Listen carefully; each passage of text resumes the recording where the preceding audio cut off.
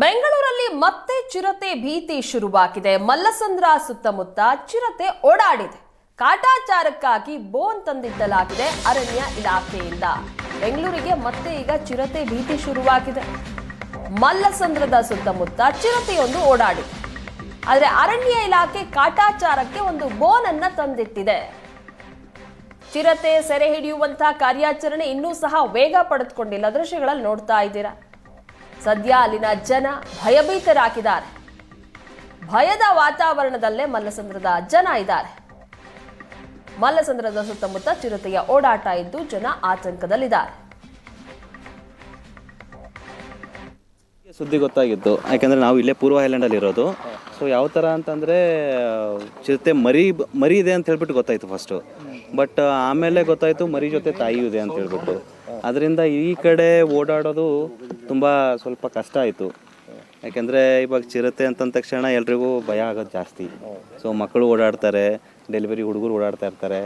So ತುಂಬ but I don't know ಇನ್ನೂ ಸಿಕ್ಕಿದನೋ ಇಲ್ಲೋ ಗೊತ್ತಿಲ್ಲ.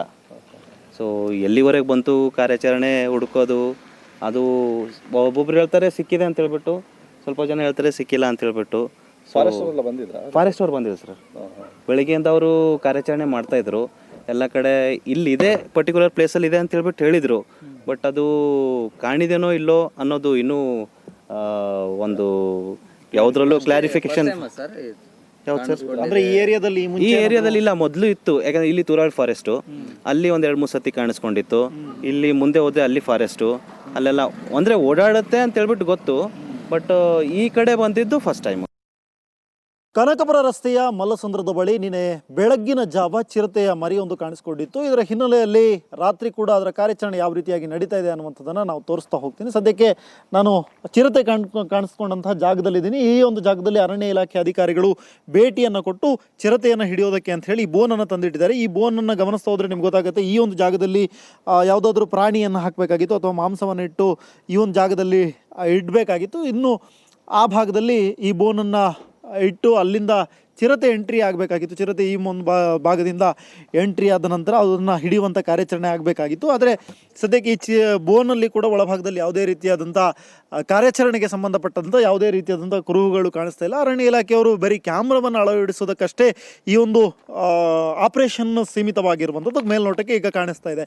ಸದ್ಯಕ್ಕೆ ಈ ಹಿನ್ನೆಲೆಯಲ್ಲಿ ಒಂದಿಷ್ಟು ಸ್ಥಳೀಯರು ಕೂಡ ಭಯದ ವಾತಾವರಣದಲ್ಲಿ ಇರುವಂಥದ್ದು. ಡೆಲಿವರಿ ಬಾಯ್ಸ್ಗಳಾಗಿರ್ಬೋದು ಅಥವಾ ಇಲ್ಲಿಯ ಸುತ್ತಮುತ್ತಲಿನ ನಿವಾಸಿಗಳಾಗಿರ್ಬೋದು, ಇವರೆಲ್ಲರೂ ಕೂಡ ರಾತ್ರಿಯ ವೇಳೆ ಕೆಲಸವನ್ನು ಬಿಟ್ಟು ಮನೆಗೆ ಬರುವಂತಹ ಸಂದರ್ಭಗಳಿರುತ್ತೆ. ಜೊತೆಗೆ ಸಾಕಷ್ಟು ಓಡಾಟವನ್ನು ನಡೆಸುವಂಥವ್ರು ಇರ್ತಾರೆ. ಇವರೆಲ್ಲರೂ ಕೂಡ ಸದ್ಯ ಆತಂಕದಲ್ಲಿ ಓಡಾಡುವಂಥ ಪರಿಸ್ಥಿತಿಯಲ್ಲಿದೆ. ಈಗ ಅರಣ್ಯ ಇಲಾಖೆ ಸಿಬ್ಬಂದಿಗಳು ಈ ಒಂದು ಸ್ಥಳಕ್ಕೆ ಬಂದರೂ ಕೂಡ ವ್ಯವಸ್ಥಿತವಾದಂಥ ಕಾರ್ಯಾಚರಣೆಯನ್ನು ಮಾಡೋದಕ್ಕೆ ಸಾಧ್ಯ ಆಗಿಲ್ಲ ಅನ್ನುವಂಥದ್ದು ಮೇಲ್ನೋಟಕ್ಕೆ ಕಾಣಿಸ್ತಾ ಇದೆ. ಬರೀ ಕ್ಯಾಮ್ರಾಗಳನ್ನು ಅಳವಡಿಸೋದಕ್ಕಷ್ಟೇ ಕಾರ್ಯಾಚರಣೆ ಶುರುವಾಗಿರುವಂಥದ್ದು.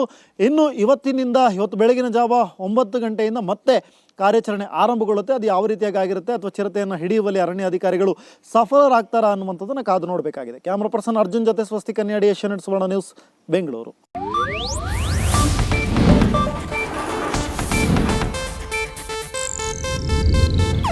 ಇದು ಏಷ್ಯಾನೆಟ್ ನ್ಯೂಸ್ ನೆಟ್ವರ್ಕ್ ಪ್ರಸ್ತುತಿ.